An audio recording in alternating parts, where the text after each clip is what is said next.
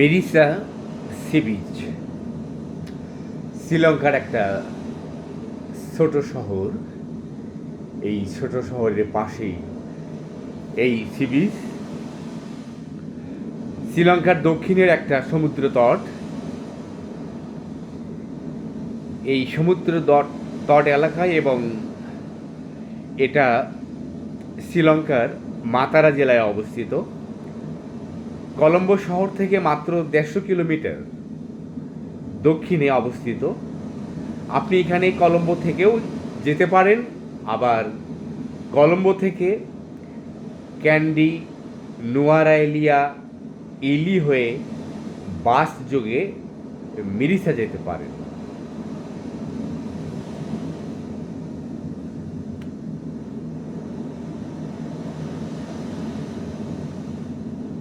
এই মিরিসা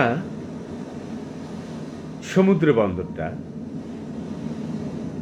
সুন্দর একটা পর্যটন স্থান।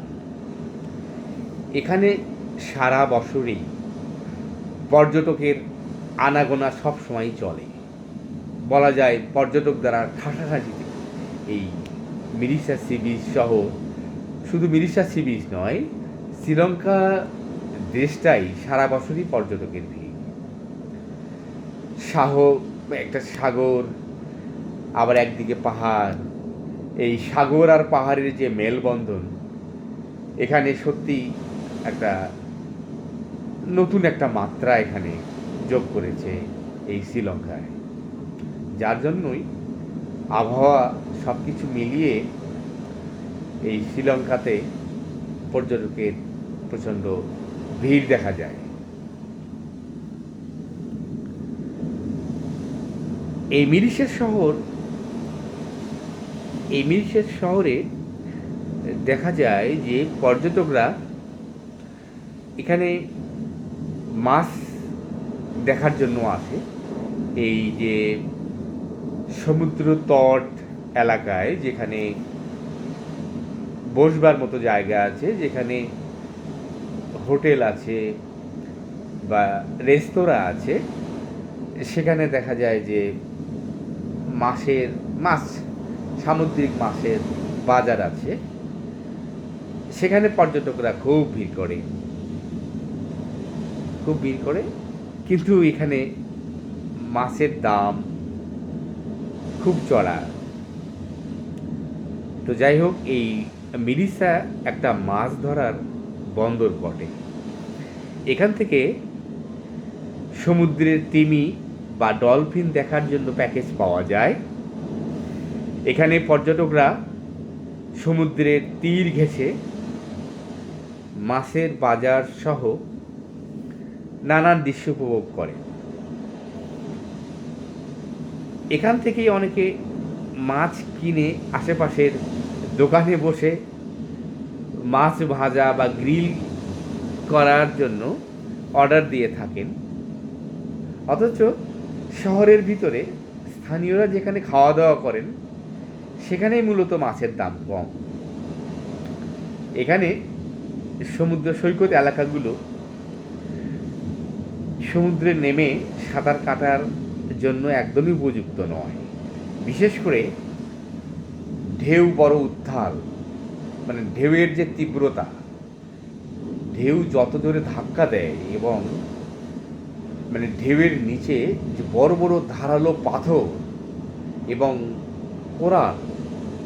কোরাল পাথর, মানে যে পাহাড়ের উপর যেন শামুক ঝিনুক সব কিছু মিলিয়ে একটা খসখসে ভাব আছে। এই যে খসখসে পাথরগুলো, এতে ওই ঢেউ লেগে আঘাত খাওয়ার চান্স বেশি। যার জন্য এখানে পর্যটকরা সাধারণত সমুদ্র স্নান বা সাঁতার কাটেন না। আমি ওই গলে শহরে গিয়েছি। গলে শহরের পাশে যে সমুদ্র আছে, সেই সমুদ্রে সাঁতার কাটার চেষ্টা করেছি, কিন্তু ওই কোরাল এবং পাথরের যে মানে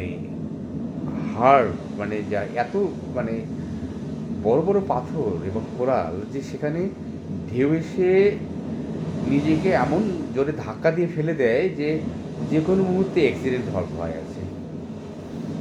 যার জন্য আমি দেখলাম যে বাংলাদেশের কক্সবাজার এইসব এলাকায় যে সমুদ্র এলাকায় যে মানে সাঁতার কাটা বা মানে স্নান করার যে সুন্দর মানে ভালো একটা ব্যবস্থা আছে এখানে, এটা নেই। আসলে উত্তাল সাগরের মাঝে এখানে সাঁতার দেওয়াটা, এই কোরাল বা পাথরের মধ্যে সাঁতার দেওয়াটা নিশ্চয়ই মানে একটা ভয়ঙ্কর অভিজ্ঞতা বটে।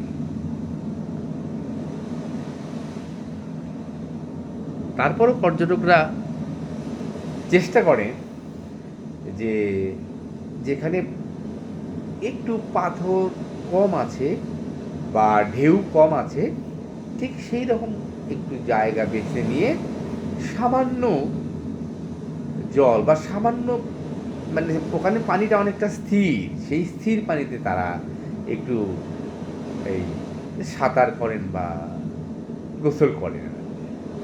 কিন্তু সেখানে সাঁতার গোসল করে তেমন সাগরের যে একটা ভাইব বা সাগরের যে একটা সাগর স্নানের যে একটা বৈশিষ্ট্য বা সাগর স্নানের যে অনুভূতি সেটা পাওয়া যায় না। তো শ্রীলঙ্কার সাগর সেই নিগম্ব সাগরের পাশেও আমি চেষ্টা করেছি যে ওখানে সাঁতারানোর জন্য, কিন্তু সে সুযোগ কম। আর সমুদ্র মানে এলাকাগুলো সাদা বালি নেই, এখানে পাথর, ছোট ছোট পাথর মিলিয়ে ছোট ছোট বালি, সেগুলো লাল লাল রঙের, একটু লাল। তো যাই হোক, শ্রীলঙ্কা সত্যিই একটা সুন্দর জায়গা, বিশেষ করে পাহাড় এবং সাগরের একটা সুন্দর মেলবন্ধন এখানে। সেই জন্য আবহাওয়া সব কিছু মিলিয়েই এই সুন্দর মানে এই সুন্দর দৃশ্য দেখার জন্য সারা বছরই পর্যটকরা এখানে ভিড় করেন।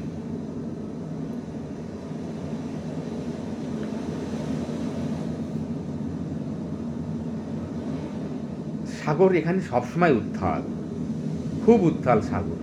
এই উত্তাল সাগর দেখার জন্যই সবাই এখানে আসেন।